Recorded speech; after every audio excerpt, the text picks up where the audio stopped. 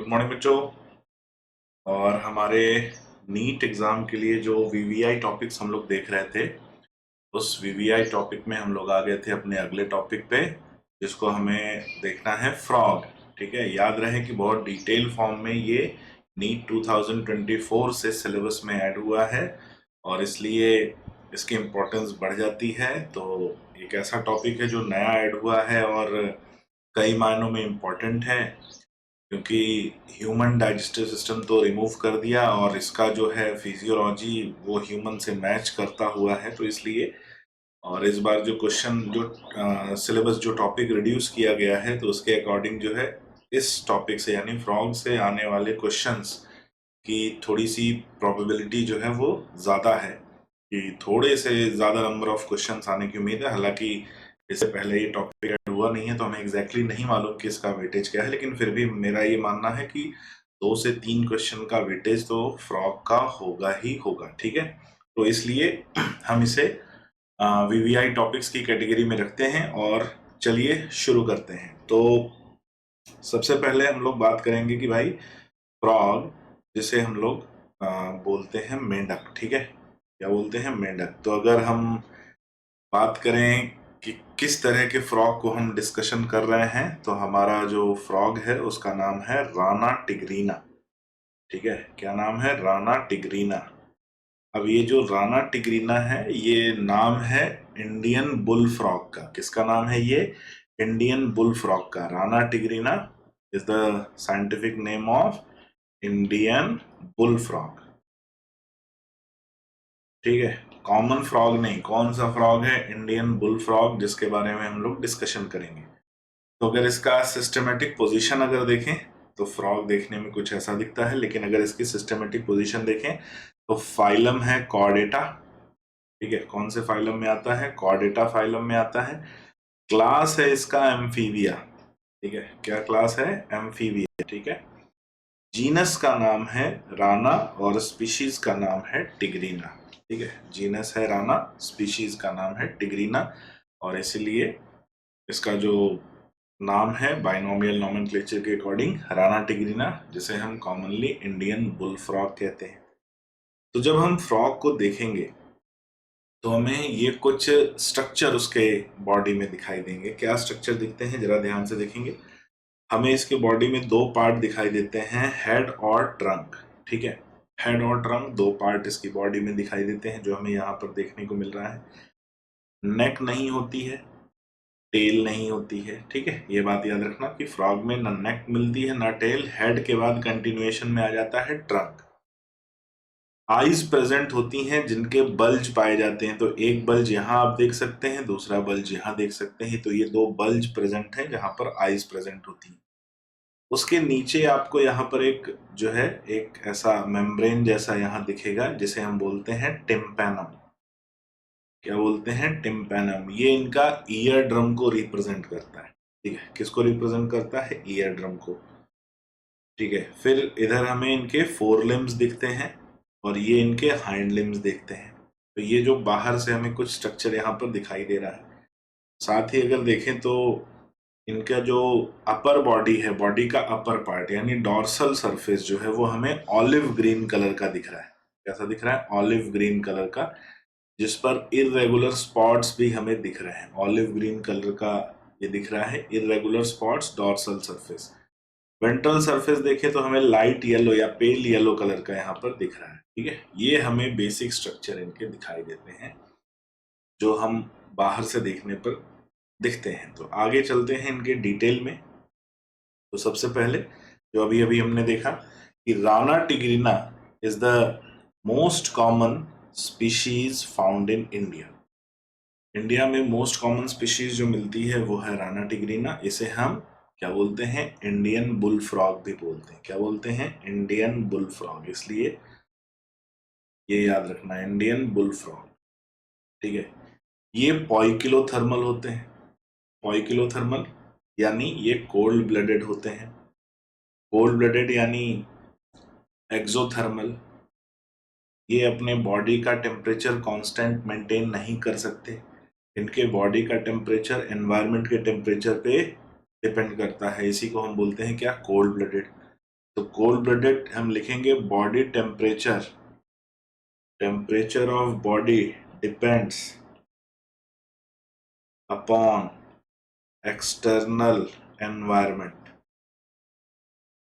ठीक है, body of temperature depends upon external environment. जैसा बाहर का टेम्परेचर बढ़ेगा तो बॉडी का टेम्परेचर भी बढ़ेगा, बाहर का टेम्परेचर कम होगा तो बॉडी का टेम्परेचर भी कम होगा। इसी को बोलते हैं ऑइक्यूलोथर्मल या कोल्ड ब्लडेड। अब एक और बात आती है जो कि बहुत इंपॉर्टेंट बात है, इस पे हम लोग स्टार लगाएंगे। They can change colour to hide them from their enemies.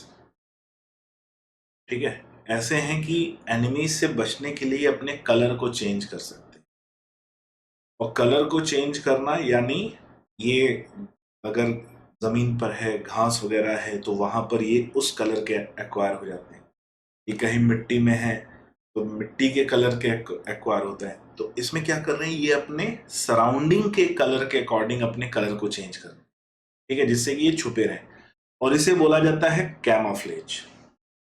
इसे क्या कहा जाता है, कैमोफ्लेज। कैमोफ्लेज मतलब आपने वॉर मूवीज वगैरह देखी होंगी, तो जो सोल्जर्स वगैरह रहते हैं एक ऐसी यूनिफॉर्म या ड्रेस पहनते हैं जिसपे खूब सारे पत्ते वत्ते झाड़ी वाड़ी वो लगा के रखते हैं, और उससे वो झाड़ियों के बीच में छुप जाते हैं। तो वो जो यूनिफॉर्म होती है उसे कैमो सूट बोलते हैं। ठीक है, और ऐसी जो ड्रेस होती है, इसे, ये जो फिनोमिना है जिसकी वजह से वो छुपते हैं, इसे कैमोफ्लेज बोलते हैं। तो अब इसमें ये क्या करते हैं, अपने एनवायरनमेंट, जो आसपास का एनवायरनमेंट है उसकी कॉपी करते हैं जिससे कि वो एनवायरनमेंट में घुल मिल जाए। इसे कहते हैं कैमोफ्लेज। ठीक है, अब ये एनवायरनमेंट की नकल करते हैं। नकल करना कहलाता है मिमिक्री। जैसे कोई एक्टर की नकल करते हैं तो नकल करना कहलाता है मिमिक्री। और प्रोटेक्शन के लिए अपने एनवायरनमेंट की नकल करना, ठीक है, तो ये है प्रोटेक्टिव कलरेशन। अपने आप को प्रोटेक्ट करने के लिए अपने एनवायरनमेंट के कलर की नकल करना, इसे कहते हैं protective colouration.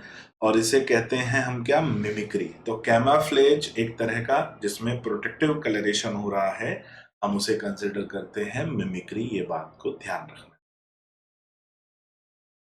During summers and winters they undergo aestivation and hibernation respectively. तो गर्मी के मौसम में ये समर स्लीप पर जाते हैं, ठंड के मौसम में ये विंटर स्लीप पर जाते हैं। समर स्लीप जिसे हम एस्टिवेशन कहते हैं, और विंटर स्लीप जिसे हम हाइबरनेशन कहते हैं।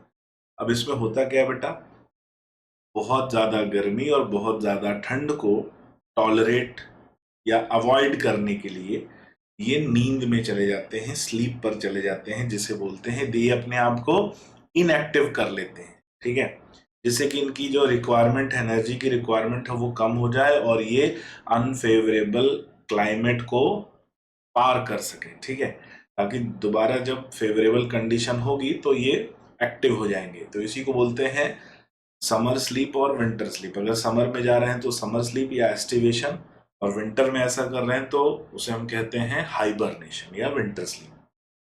To protect them from extreme heat and cold. और ऐसा ये क्यों करते हैं, अपने आप को एक्सट्रीम हीट और एक्सट्रीम कोल्ड से प्रोटेक्ट करने के।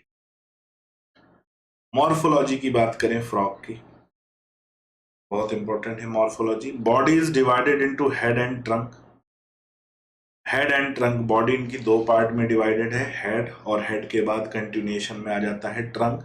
याद रहे, neck and tail is absent. Neck और टेल जो है वो एब्सेंट होता है। ठीक है, neck and tail is absent. Skin इनकी मॉइस्ट होती है। स्किन कैसी होती है, मॉइस्ट, यानी अगर इनको हम टच करेंगे तो इनकी स्किन गीली गीली महसूस होगी। ठीक है, मॉइस्ट। स्मूथ होती है, स्मूथ क्योंकि स्किन पर ऐसी ग्लैंड्स होती हैं जो उसे स्मूथ बनाती हैं, और इसकी वजह से ये क्या हो जाती है, slippery, due to presence of mucus. तो म्यूकस का सिक्रीशन होता है जिसकी वजह से इनकी स्किन जो है स्मूथ और स्लिपरी हो जाती है। Colour of dorsal side is olive green. Dorsal side का जो कलर है वो क्या है बच्चों, ऑलिव ग्रीन। ऊपर ऊपर का देखो कलर, अपर बैक पार्ट का है olive green with dark irregular spots. कैसा है, डार्क इररेगुलर स्पॉट्स। और वेंट्रल साइड कैसा है, पेल येलो। वेंट्रल साइड कैसा है, पेल येलो। डॉर्सल साइड कैसा है, olive green with dark irregular spots.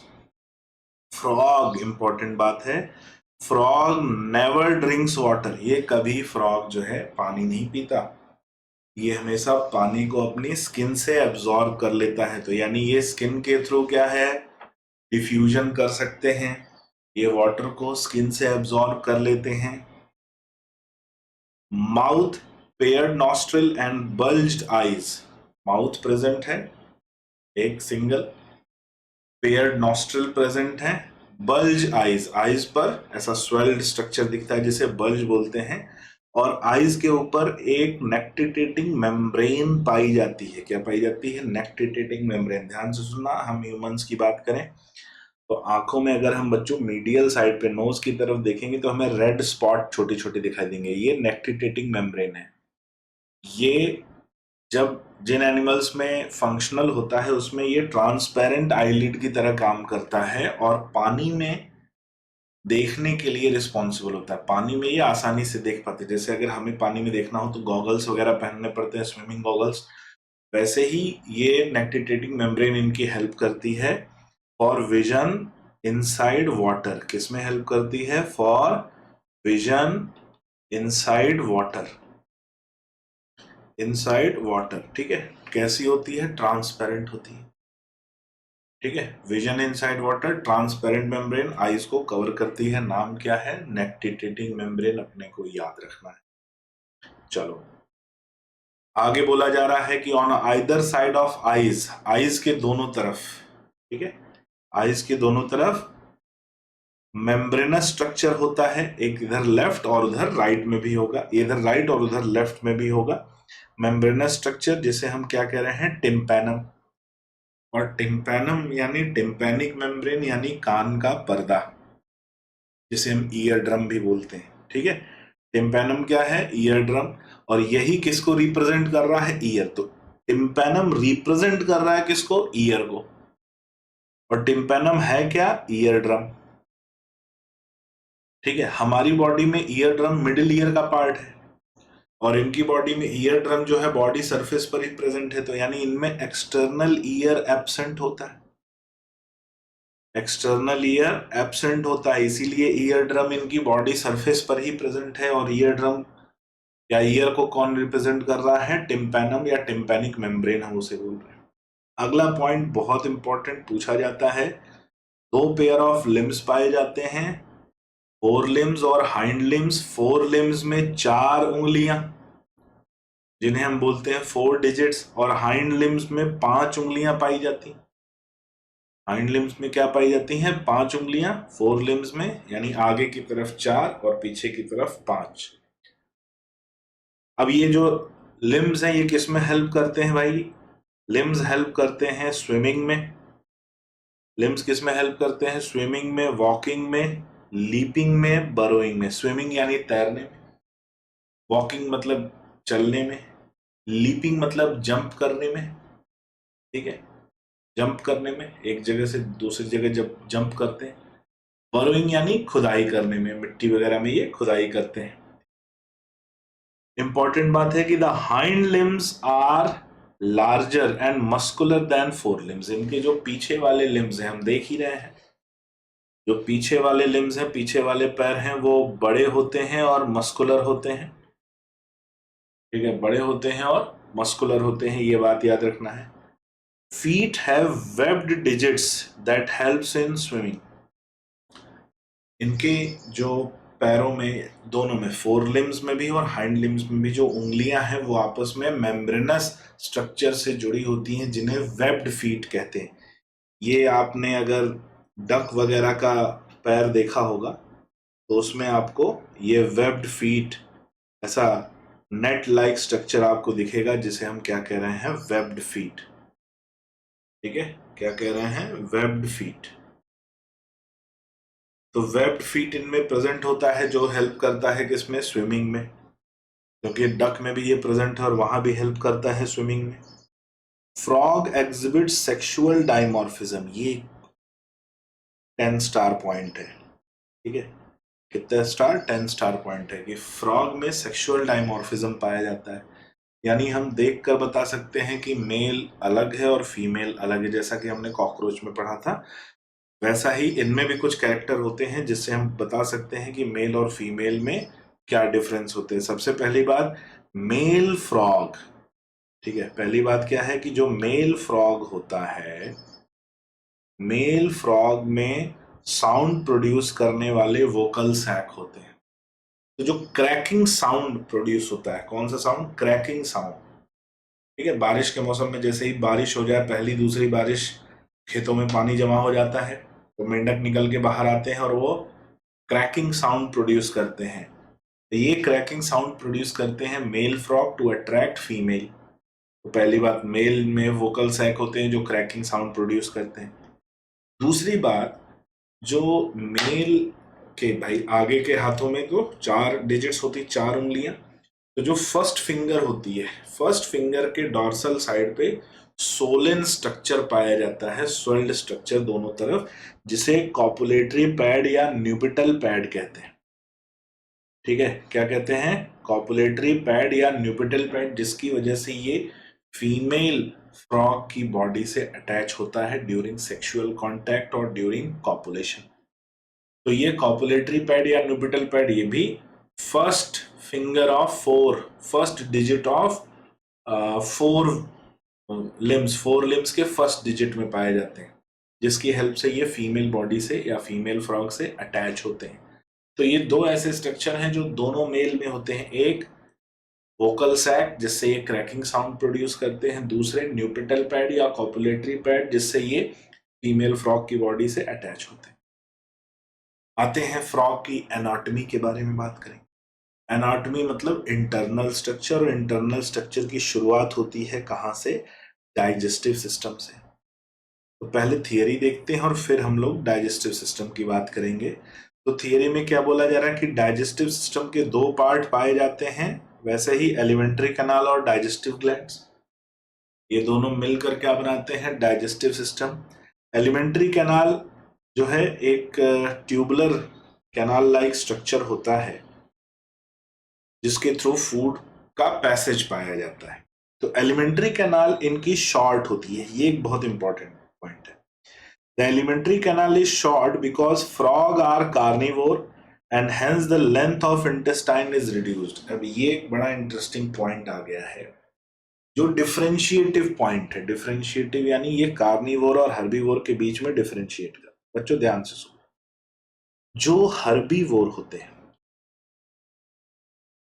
ठीक है, जो हर्बीवोर होते हैं, अगर हम खुद की बॉडी से यानी ह्यूमन से कंपेयर करें, हर्बीवोर जो होते हैं, हर्बीवोर का जो स्ट्रक्चर है, इनकी जो इंटेस्टाइन है, इन्हें कुछ ऐसे सब्सटेंसेस को डाइजेस्ट और एब्जॉर्ब करना होता है जिसमें टाइम ज्यादा लगता है। जैसे कि एक सेलुलोज हो गया, सेलुलोज के डाइजेशन और एब्जॉर्प्शन में टाइम ज्यादा लगता है क्योंकि इसमें माइक्रोबियल एक्टिविटी इन्वॉल्व होती है। ठीक है, माइक्रोबियल एक्टिविटी यानी माइक्रो ऑर्गेनिज्म इन्वॉल्व होते हैं, तो इसलिए फूड इनके एलिमेंट्री कैनाल में ज्यादा देर तक स्टे करता है, और उसके लिए एलिमेंट्री कैनाल की लेंथ का ज्यादा होना जरूरी है। कार्निवोर में सेलुलोज का ना डाइजेशन होता है ना एब्जॉर्प्शन, तो बहुत ज्यादा देर तक, और ऐसा जो फूड वो कंज्यूम करते हैं वो पूरी तरह से डाइजेस्ट हो सकता है, उनमें कोई ऐसा सब्सटेंस नहीं है जो डाइजेस्ट ना हो, क्योंकि वो फ्लैश ईटर होते हैं। तो उनमें जो न्यूट्रिएंट है वो जल्दी एब्जॉर्ब होते हैं इन कंपैरिजन टू हर्बीवोर, और इसलिए उनकी एलिमेंट्री कैनाल की लेंथ छोटी होती ताकि फूड ज्यादा देर तक एलिमेंट्री कैनाल में ना रुके। और इसीलिए ये आता है कि कार्निवोर जो हर्बीवोर है उनका लॉन्ग एलिमेंट्री कैनाल होता है, लॉन्ग एलिमेंट्री कैनाल होता है, और जो कार्निवोर है उनका शॉर्ट एलिमेंट्री कैनाल होता है। तो अब इससे आप अंदाजा लगा सकते हैं कि ह्यूमन की एलिमेंट्री कैनाल की लेंथ कितनी है, लगभग 9 to 10 मीटर, और इसलिए लंबी एलिमेंट्री कैनाल है। तो बाय नेचर हम समझ सकते हैं कि ह्यूमन हर्बीवोर है या कार्निवोर है। ठीक है, तो लॉन्ग एलिमेंट्री कैनाल ह्यूमन में भी पाई जाती है। अब एलिमेंट्री कैनाल में क्या पार्ट्स हैं देखें, तो माउथ जहां से फूड एंटर होता है, buccal cavity, pharynx, oesophagus, stomach, intestine, rectum और क्लोएका। अपन इस डायग्राम में देखेंगे। इस डायग्राम में देखेंगे, डायग्राम में ये वाला जो पोर्शन है बच्चों, ये वाला पोर्शन, ये एलिमेंट्री कैनाल है, ठीक है, ये पोर्शन एलिमेंट्री कैनाल है। और एलिमेंट्री कैनाल के साथ एसोसिएटेड हो सकता है क्या, ग्लैंड्स एसोसिएटेड हैं, जैसे लिवर है, ठीक है, गॉल ब्लैडर है। तो इन्होंने क्या किया है, एलिमेंट्री कैनाल को थोड़ा सा साइड में करके दिखाया, लेकिन ये प्रेजेंट पास पास ही होता है। तो जरा देखेंगे कैसे होते हैं भाई।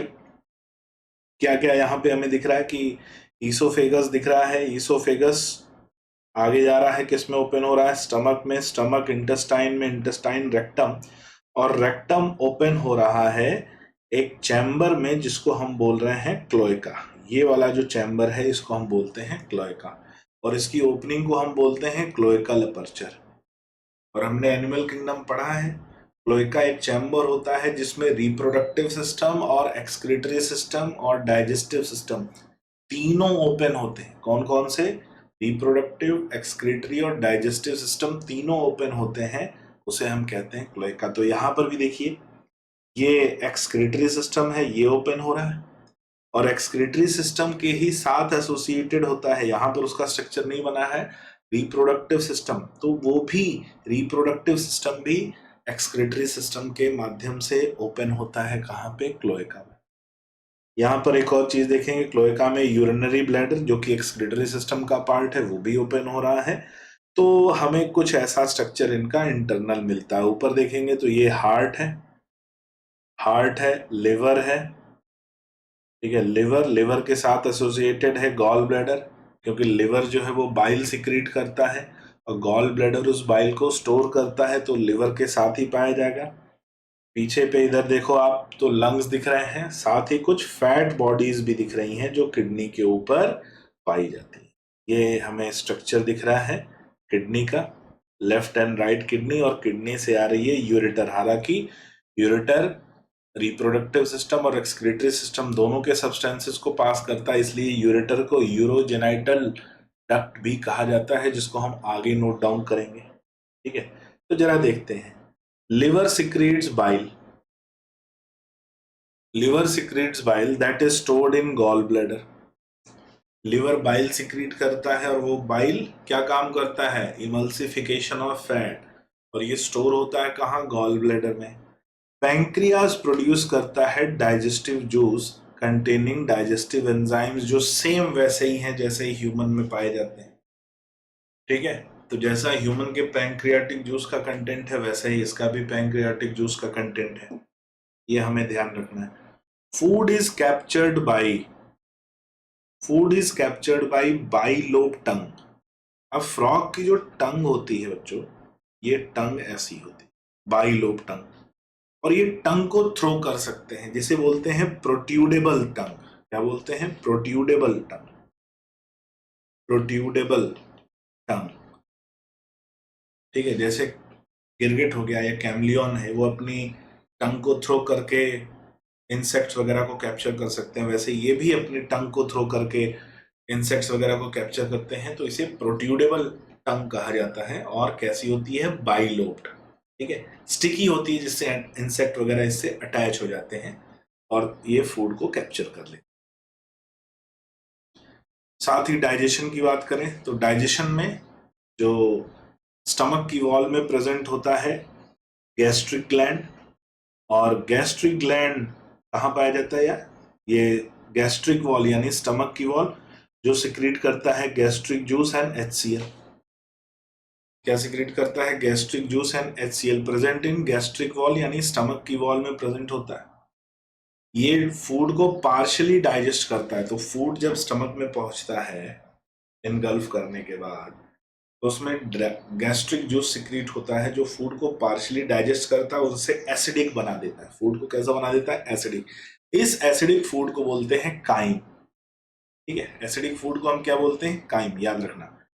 पार्शियली डाइजेस्टेड एसिडिक फूड या partially digested food mixed with gastric juice present in stomach is known as chyme, और यही काइम स्टमक से फिर पास होता है इंटेस्टाइन में, और इंटेस्टाइन में किसमें, डुओडेनम पार्ट में जाता है। इंटेस्टाइन का जो पहला पार्ट है डुओडेनम, डुओडेनम में जाता है। डुओडेनम जब रिसीव करता है स्टमक से फूड को तो वो बाइल सिक्रीट करता है जिससे कि उस फूड में जो फैट है उसको इमल्सिफाई किया जाए। पैंक्रियाटिक जूस सिक्रीट करता है जिससे कि जो डाइजेशन का जो प्रोसेस पार्शियली हुआ था वो कंप्लीट हो पाए, क्योंकि इसमें डाइजेस्टिव एंजाइम्स प्रेजेंट होते हैं। और ये सिक्रीशन किसके थ्रू होता है? कॉमन बाइल डक्ट के थ्रू होता है। किसके थ्रू? Common bile duct. ठीक है, जो गॉल ब्लैडर और लिवर के दोनों के आने वाले डक्ट के मिलने से बनता है कॉमन बाइल डक्ट। देखो, लिवर की तरफ से एक डक्ट आ रही है जिसे हेपेटिक डक्ट बोलते हैं, गॉल ब्लैडर की तरफ से एक डक्ट आ रही है जिसे सिस्टिक डक्ट बोलते हैं, और दोनों के जुड़ने से बनता है कॉमन बाइल डक्ट। तो ये कॉमन बाइल डक्ट के थ्रू एक तरफ से बाइल और दूसरी तरफ से पैंक्रियाटिक जूस आ रहा है। बाइल इमल्सिफाइज फैट, बाइल जो है फैट को इमल्सिफाई करता है, उसको घोल लेता है। Pancreatic juice digest carbohydrate and protein. Pancreatic juice में जो मेन एंजाइम है वो कार्बोहाइड्रेट और प्रोटीन का डाइजेशन करते हैं। हालांकि ये कंप्लीटली डाइजेशन करते हैं, तो digestion completes in this intestine, यानी फैट का भी डाइजेशन कर रहे हैं, लिपिड जो आ रहा है उसका भी डाइजेशन कर रहे हैं, प्रोटीन का भी कर रहे हैं, कार्बोहाइड्रेट का भी कर रहे हैं।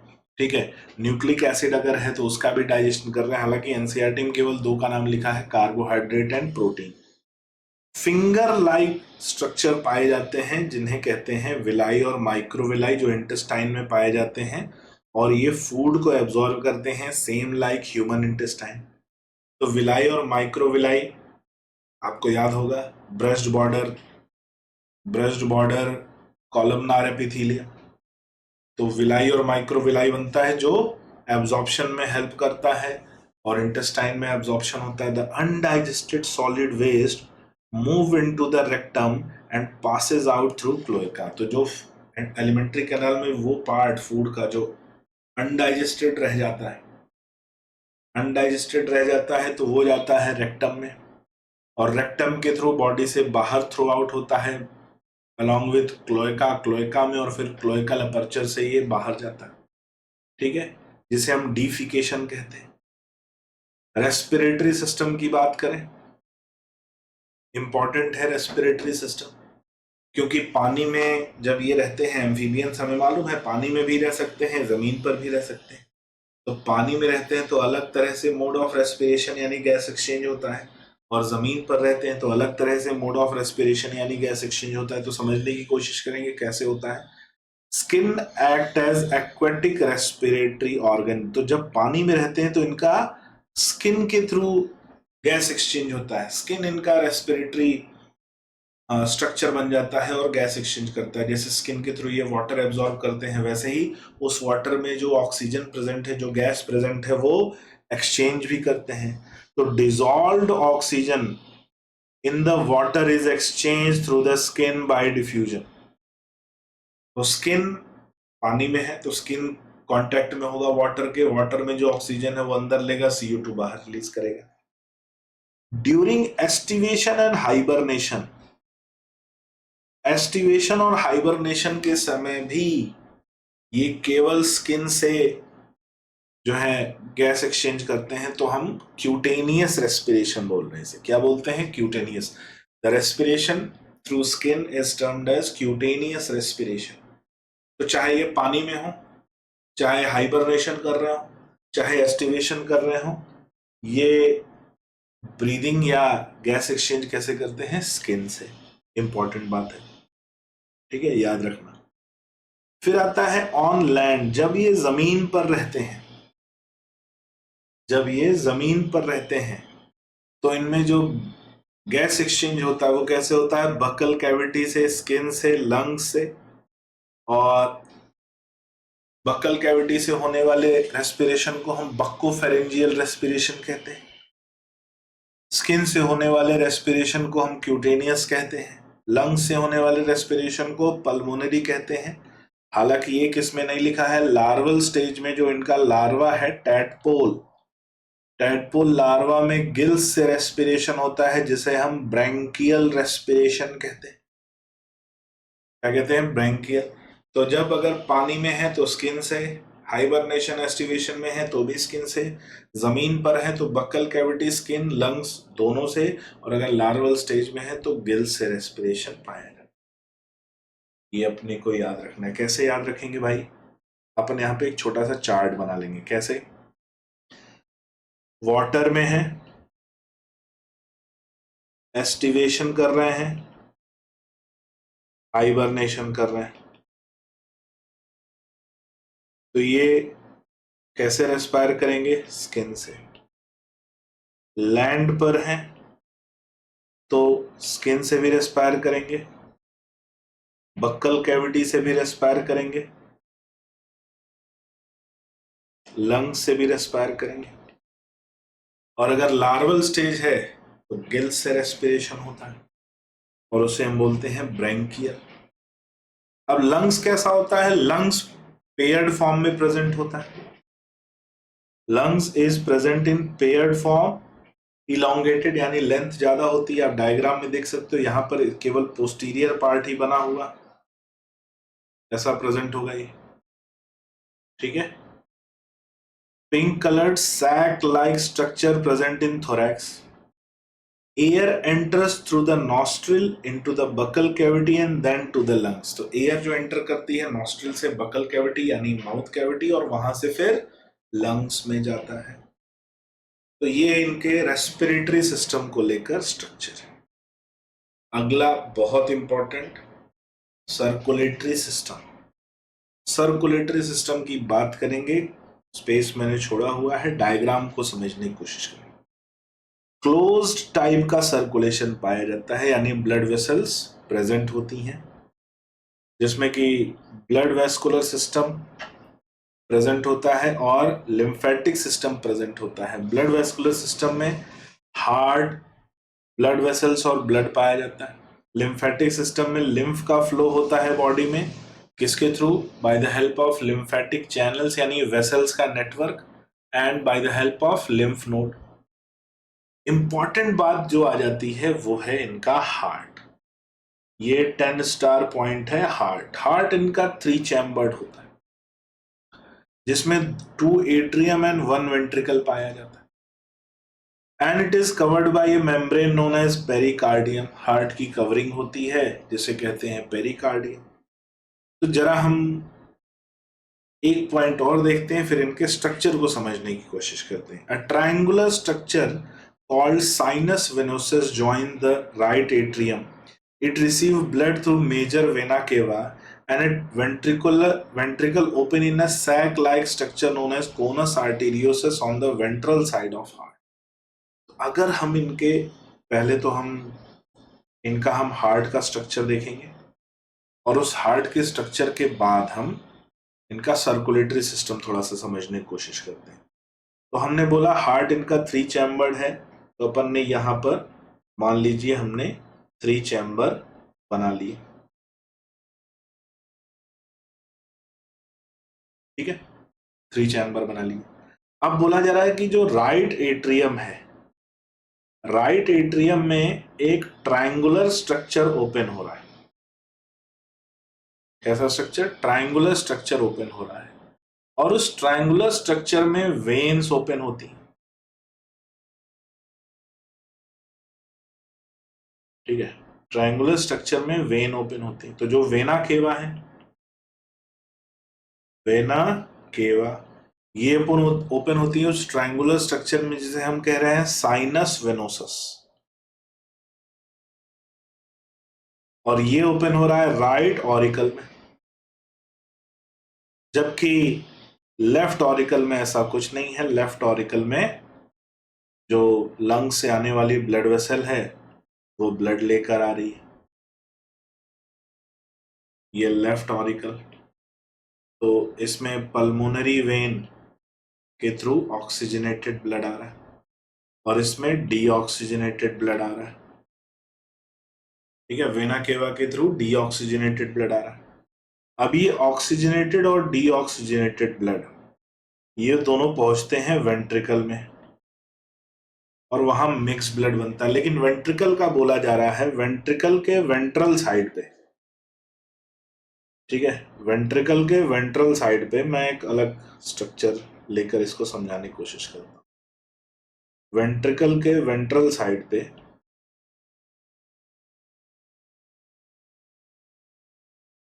चलो, वेंट्रिकल के वेंट्रल साइड पे एक सैक लाइक स्ट्रक्चर ओपन हो रहा है।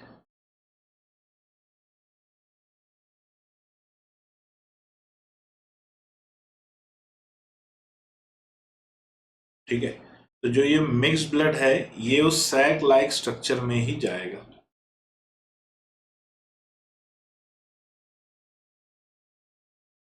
और इस सैक लाइक स्ट्रक्चर से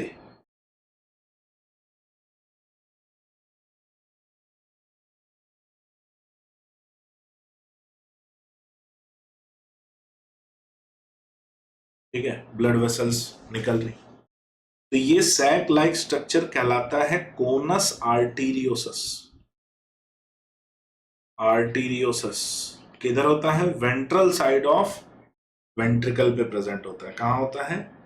वेंट्रल साइड ऑफ वेंट्रिकल। और जो मिक्स ब्लड है वो यहां से पास होता है और बॉडी के यानी लंग्स में भी जाता है और बॉडी ऑर्गन में भी जाता है। तो एक तरफ मान लीजिए ये मिक्स ब्लड लंग्स में जा रहा है और दूसरी तरफ ये बॉडी ऑर्गन में जा रहा है।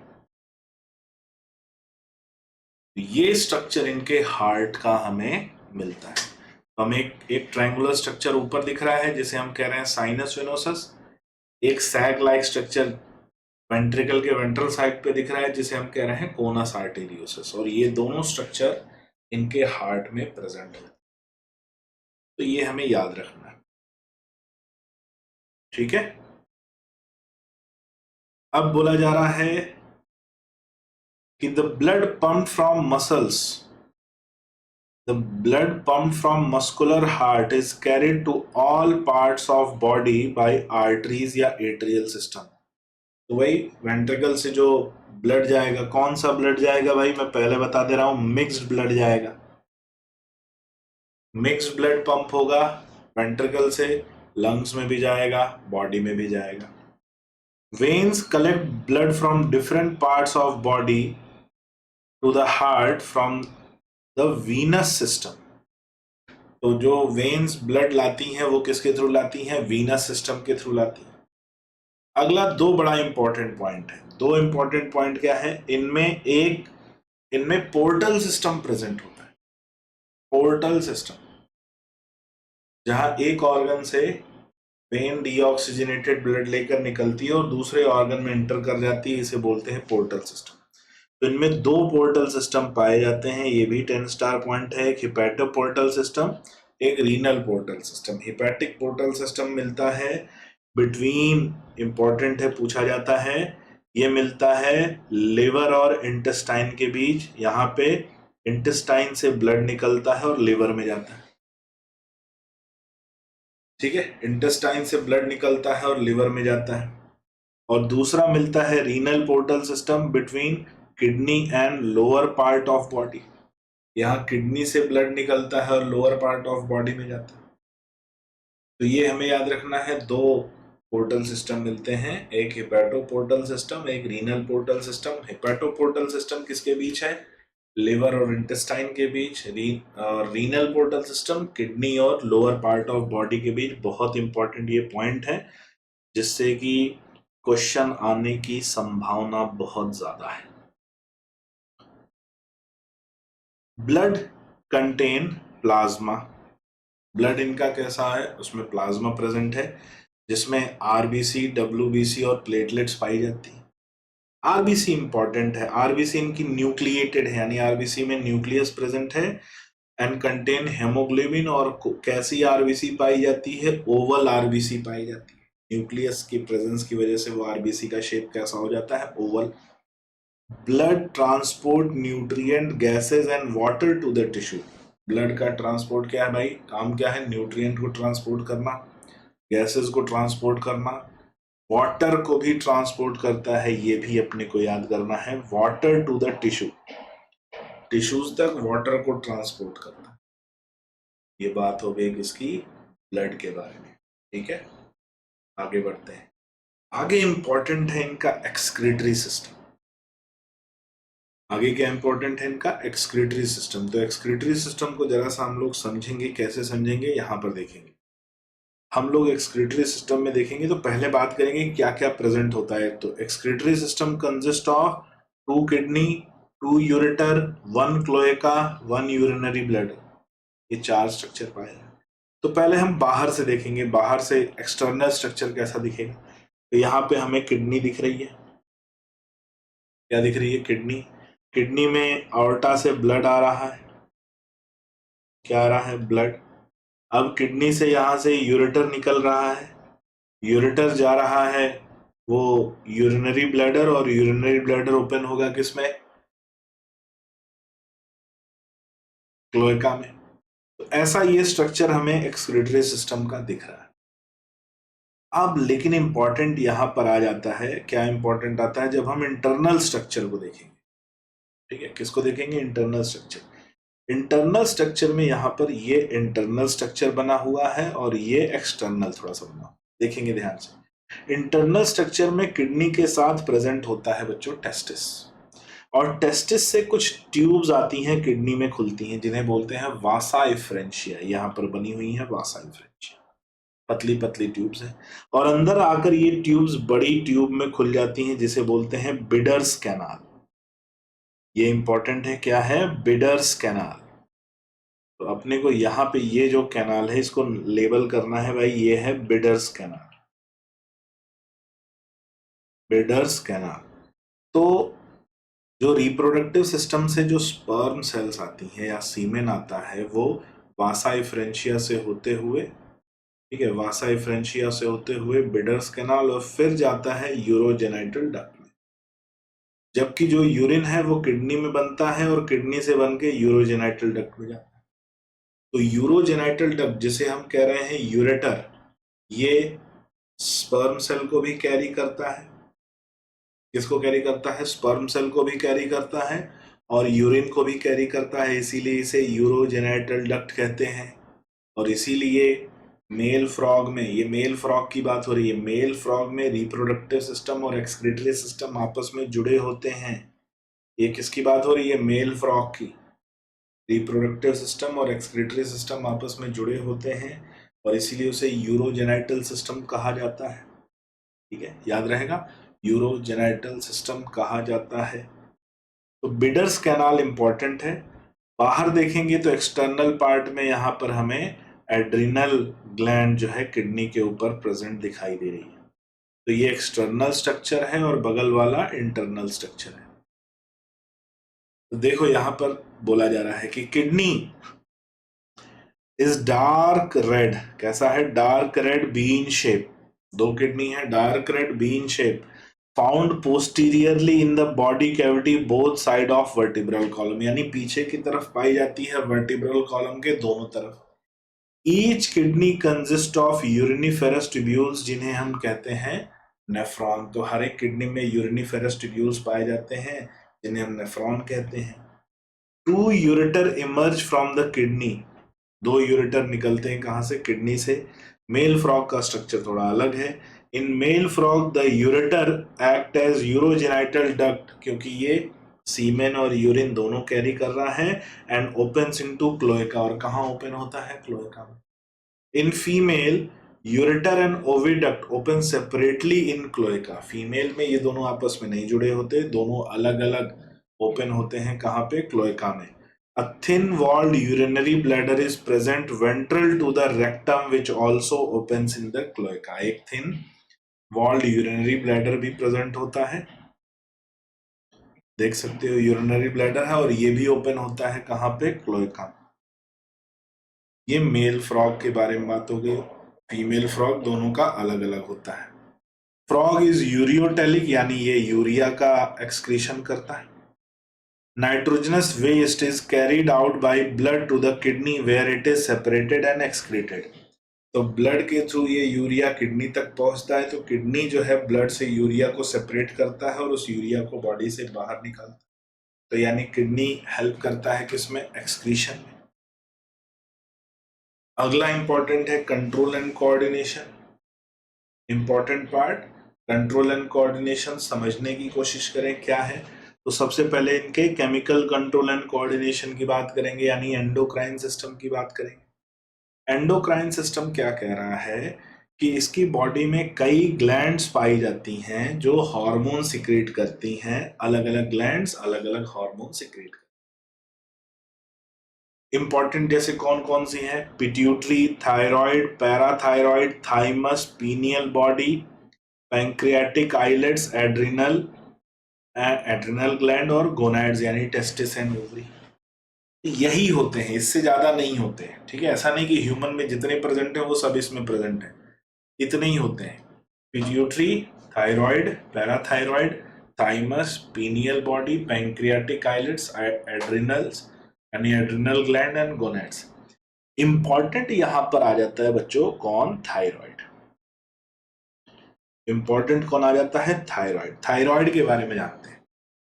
थायराइड सिक्रीट करता है थायरॉक्सिन, और थायरॉक्सिन हार्मोन इनमें एक्सेलरेट करता है मेटामॉर्फोसिस को। किसको? मेटामॉर्फोसिस को। और लार्वल स्टेज में, ध्यान से सुनना, लार्वल स्टेज में थायरॉक्सिन ग्लैंड प्रॉपर नहीं होती, एक प्रिमिटिव स्ट्रक्चर होता है जिसे कहते हैं एंडोस्टाइल। यही एंडोस्टाइल थायराइड ग्लैंड की तरह काम करता है और क्या सिक्रीट करता है? थायरॉक्सिन। और वो क्या करता है? मेटामॉर्फोसिस को एक्सेलरेट करता है। अब बोला जाता है कि अगर किसी पॉन्ड वगैरह में जहां पर टैडपोल वगैरह हैं वहां पर हम आयोडीन आयोडीन के कुछ ड्रॉपलेट्स डाल दें, तो आयोडीन डालेंगे तो ये थायराइड ग्लैंड की तरह काम करेगा और थायरॉक्सिन सिंथेसाइज करेगा, जिसकी वजह से वो जो टैडपोल है उस तालाब में या उस पॉन्ड में वो जल्दी से एडल्ट में चेंज हो जाएंगे, यानी उनमें मेटामॉर्फोसिस एक्सेलरेट होता है। ये अपने को याद रखना है। थायरॉक्सिन से रिलेटेड ये क्वेश्चन इंपॉर्टेंट है, ये पॉइंट इंपॉर्टेंट है और इसलिए पूछा जाता है। नर्वस सिस्टम की बात करें, नर्वस सिस्टम की बात करें तो इनमें तीनों पार्ट प्रेजेंट होते हैं, सीएनएस, पीएनएस और एएनएस। सीएनएस की बात करें बच्चों तो सीएनएस में ब्रेन और स्पाइनल कॉर्ड हमारी तरह सिमिलर पाया जाता है। पेरिफेरल नर्वस सिस्टम नर्व्स का बना होता है जिसमें क्रेनियल और स्पाइनल नर्व्स पाया जाता है, बाकी कितनी होती है वो जस्ट अभी हम देखेंगे। ऑटोनॉमिक नर्वस सिस्टम में दोनों पार्ट हैं, सिंपैथेटिक और parasympathetic. Sympathetic part body activity की रेट को बढ़ाता है और पैरासिम्पैथेटिक पार्ट बॉडी एक्टिविटी की रेट को कम करता है। There are 10 pair of cranial nerves, इनमें याद रखना 10 pair of cranial nerves 1 to 10 पाई जाती है। ठीक है, 11th और 12th जो हम में होती हैं वो इनमें नहीं पाई जाती। तो 10 pair of cranial nerves arise from the brain, 10 from the left side and 10 from the right side. 11th और 12th इनमें नहीं होती। Brain is enclosed in a bony brain box जिसे कहते हैं क्रेनियम। ब्रेन एनक्लोज होता है एक बॉक्स में जिसे हम लोग क्रेनियम या खोपड़ी या ब्रेन बॉक्स कहते हैं। ठीक है, आगे इंपॉर्टेंट देखना है यहाँ पे, the brain is divided into a brain, यानी सीएनएस की बात हो रही है। ब्रेन भी 3 पार्ट में डिवाइडेड है, फोर ब्रेन, मिड ब्रेन और हाइंड ब्रेन। फोर ब्रेन में प्रेजेंट है olfactory lobes, paired cerebral hemisphere, unpaired diencephalon. ये याद रखना, अनपेयर्ड होता है diencephalon, unpaired diencephalon. Mid brain की बात करें तो इसमें प्रेजेंट होते हैं 1 pair of optic lobes. Hind brain की बात करें तो सेरिबेलम एंड मेडुला ऑब्लंगेटा पाया जाता है, पॉन्स वेरोलाई इनमें नहीं होता है। इंपॉर्टेंट बात एक और है कि इनके सेरेब्रल हेमिस्फीयर में कॉर्पस कैलोजम नहीं होता है, जिससे कि इनका सेरेब्रल हेमिस्फीयर आपस में कॉर्पस कैलोजम से नहीं जुड़ता। तो ये याद रखना कि कॉर्पस कैलोजम इनमें एब्सेंट होता है, कॉर्पस कैलोजम एब्सेंट, क्योंकि वो केवल मैमल्स का कैरेक्टर है। कॉर्पस कैलोजम का पाया जाना केवल किसका कैरेक्टर है? मैमल्स का। हाइंड ब्रेन पे आते हैं, ये हो गया cerebellum and medulla oblongata, pons varolii नहीं है। मेडुला ऑब्लंगेटा, ये एक इंपॉर्टेंट पॉइंट आ गया। हमारा जो नर्वस सिस्टम में और इनके नर्वस सिस्टम में थोड़ा सा फर्क है। Medulla oblongata passes out through foramen magnum and continues into spinal cord। तो ये मान लीजिए इनका स्कल है, ये फोरामेन मैग्नम है, तो इनमें जो है सेरिबेलम ऊपर होता है, सेरिबेलम ऊपर होता है, और जो ब्रेन से मेडुला ऑब्लोंगेटा है वो नीचे होता है, यानी स्कल के बाहर होता है, वर्टिब्रल कॉलम के अंदर। मेडुला ऑब्लोंगेटा हमारा कहाँ होता है? ऊपर होता है, फोरामेन मैग्नम के ऊपर। ये फोरामेन मैग्नम है। हम में और इनमें डिफरेंस है कि इनका मेडुला ऑब्लोंगेटा फोरामेन मैग्नम के नीचे है और हमारा मेडुला ऑब्लोंगेटा फोरामेन मैग्नम के ऊपर है, ब्रेन बॉक्स के अंदर, यानी स्कल के अंदर। ठीक है, इनका कहाँ है? वर्टिब्रल कॉलम में। ठीक है, इनका कहाँ है? वर्टिब्रल कॉलम में, क्योंकि यहां पे प्रेजेंट होगा क्या? Vertebral column. याद रहेगा? चलो, सेंस ऑर्गन्स भी इनमें पाए जाते हैं। इनमें सेंसरी पेपिला प्रेजेंट होते हैं जो टच के लिए सेंसिटिविटी शो करते हैं। टेस्ट बड पाए जाते हैं जो टेस्ट के लिए सेंसिटिविटी शो करते हैं। नेजल एपिथेलियम पाया जाता है जो स्मेल के लिए सेंसिटिविटी शो करता है। किसके लिए? स्मेल के लिए। सिंपल आईज प्रेजेंट होती हैं, paired and situated in orbit, यानी इनके हेड में, इनका जो स्कल है उसमें कैविटी होती है जिसे कहते हैं ऑर्बिट, और उसमें ये सिंपल आईज प्रेजेंट होती हैं। Tympanum for hearing and balancing, इसमें भी एक इंपॉर्टेंट पॉइंट आ जाता है। हियरिंग एंड बैलेंसिंग में यहां पर हम बोलेंगे external ear absent. External ear absent होता है। बैलेंसिंग के लिए इनमें सेमी सर्कुलर कैनाल पाई जाती है बच्चों। और कितनी सेमी सर्कुलर कैनाल होती हैं? 2। हम में कितनी होती हैं? 3, याद रखना। तो डिफरेंसेस क्रेनियल नर्व के लेवल पे भी है, कॉर्पस कैलोजम में भी है, मेडुला ऑब्लोंगेटा में भी है, उंगलियों में भी है, सेमी सर्कुलर कैनाल में भी है, एक्सटर्नल ईयर में भी है।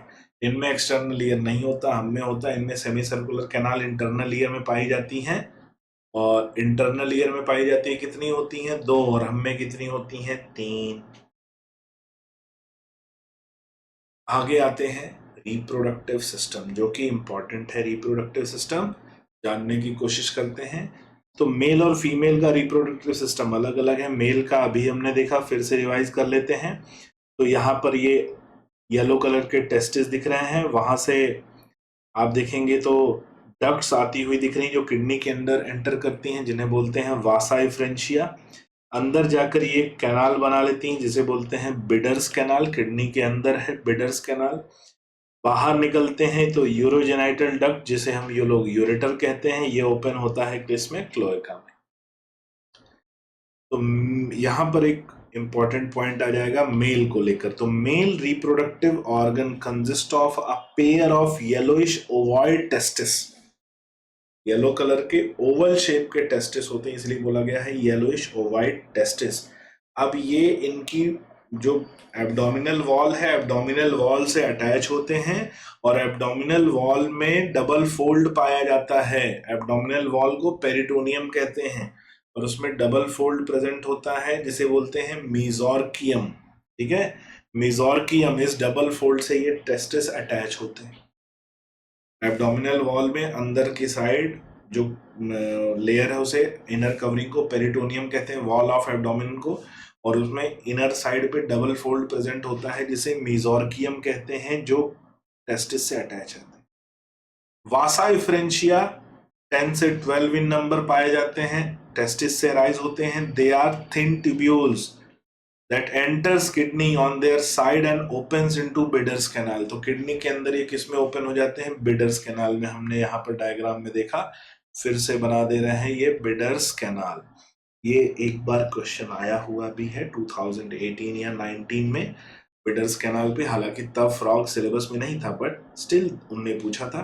It communicate with urogenital duct, ये यूरोजेनाइटल डक्ट के साथ कम्युनिकेट करता है, and comes out from the kidney and opens into cloaca. तो यूरोजेनाइटल डक्ट में सीमेन और यूरिन दोनों पास होता है।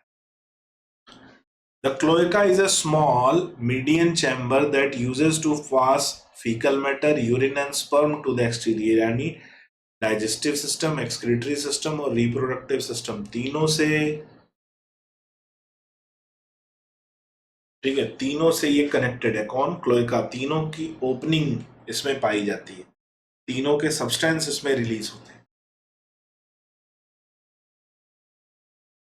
नेक्स्ट आते हैं female reproductive system, one of the most important part. Female reproductive system में देखें बच्चों यहाँ पर, तो हमें फीमेल रिप्रोडक्टिव सिस्टम, भाई ये किडनी दिख रही है, किडनी के ऊपर ये जो है एड्रिनल ग्लैंड दिख रहा है, ऊपर फैट बॉडीज यहाँ पर प्रेजेंट दिख रही हैं। किडनी के बाहर हमें यहाँ पर इरेगुलर स्ट्रक्चर दिख रहा है, और ये इरेगुलर स्ट्रक्चर क्या है? ओवरी। लेफ्ट में भी प्रेजेंट है और राइट में भी प्रेजेंट है। ये केवल किडनी की एक्सटर्नल सरफेस से एसोसिएटेड होता है, इसमें कोई इंटरनल कनेक्शन नहीं पाया जाता। याद रखना, ओवरी और किडनी में कोई इंटरनल कनेक्शन नहीं होता।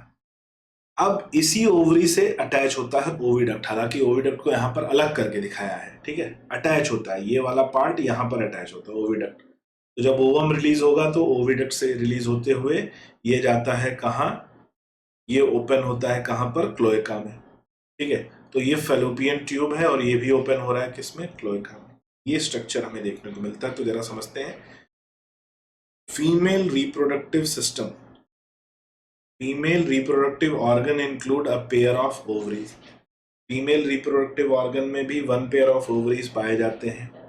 The ovary are situated near kidney. Ovary कहाँ सिचुएटेड होते हैं? किडनी के पास। And there is no functional connection with the kidney, यानी इंटरनली ये आपस में कनेक्टेड नहीं होते। कौन? ओवरी और किडनी, केवल पास पास प्रेजेंट होते हैं। अ पेयर ऑफ ओविडक्ट,